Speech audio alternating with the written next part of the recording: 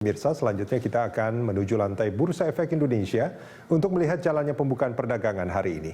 Di sana sudah ada rekan Glenn Joshua dan juru kamera David Sibarani. Glenn, pada perdagangan kemarin indeks ditutup di zona hijau. Bagaimana prediksi analis terhadap perdagangan saham hari ini? Ya Rudi, Bina Arta Sekuritas salah satunya memproyeksikan ataupun memprediksi bahwa indeks harga saham gabungan hari ini akan mengalami koreksi wajar dengan rentan support di 4.443 hingga 4.318. Dan sebelum saya melanjutkan, mungkin saya akan mengajak Anda untuk melihat bersama bagaimana pembukaan dari indeks harga saham gabungan di perdagangan 20 Mei. Tampak saat ini indeks dibuka menguat tipis 0,02% di level 4.548. Dan saat ini bergerak naik meskipun masih mengalami penguatan tipis.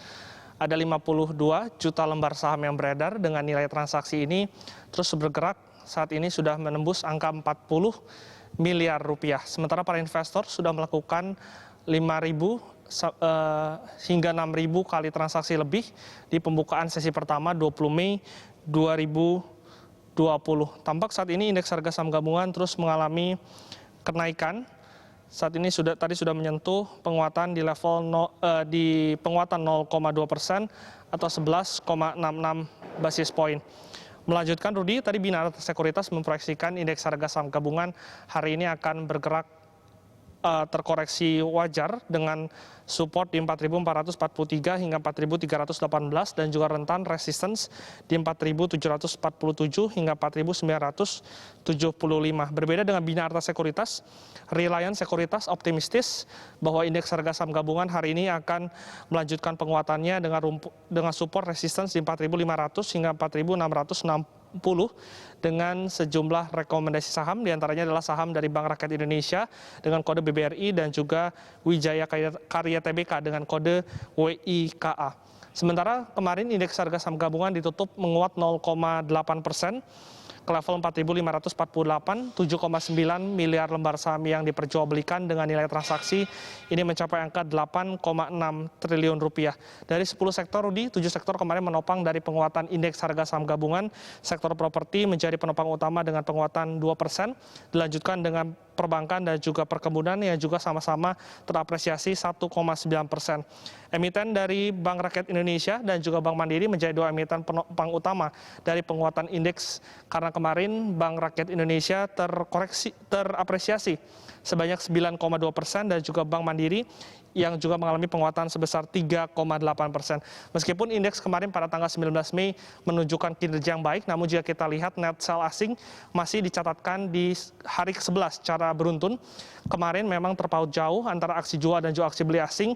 Tercatat net sell ini di angka 2 triliun rupiah karena aksi beli asing hanya tercatat di angka 1,9 triliun, sedangkan emiten-emiten yang dilego oleh asing mencapai nilainya ini 4 triliun rupiah, di mana emiten seperti Bank BCA, Bank Mandiri, dan juga Jasa Marga menjadi 3 emiten yang paling banyak dilego oleh investor asing di perdagangan kemarin. Rudi. Ya, Glenn, sentimen apa saja yang diperkirakan akan mempengaruhi indeks hari ini?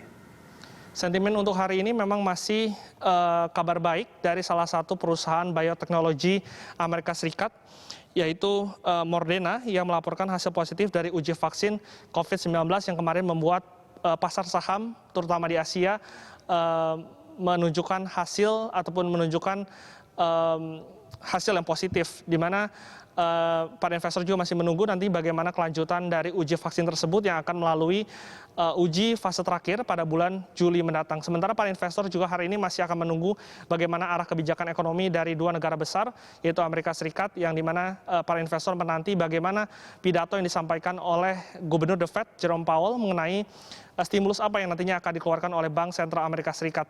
Dari Tiongkok sendiri, Beijing menyatakan bahwa sudah menyiapkan stimulus sebanyak 2 miliar US dollar untuk 2 tahun ke depan untuk bisa memperbaiki perekonomian dari Tiongkok yang terpukul oleh pandemi COVID-19. Dari dalam negeri sendiri, kemarin hasil dari rapat Dewan Gubernur Bank Indonesia menunjukkan bahwa Bank Indonesia mempertahankan suku bunga acuannya di level 4,5% dan juga meyakini bahwa stimulus,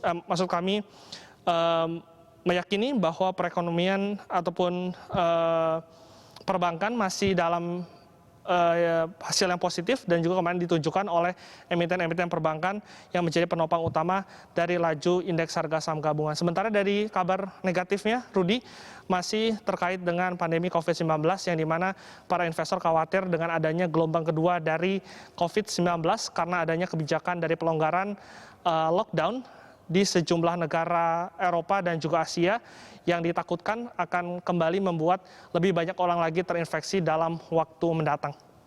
Rudi. Baik, terima kasih Glenn atas laporannya. Pemirsa, reporter Glenn Joshua dan juru kamera David Sibarani melaporkan langsung dari Bursa Efek Indonesia.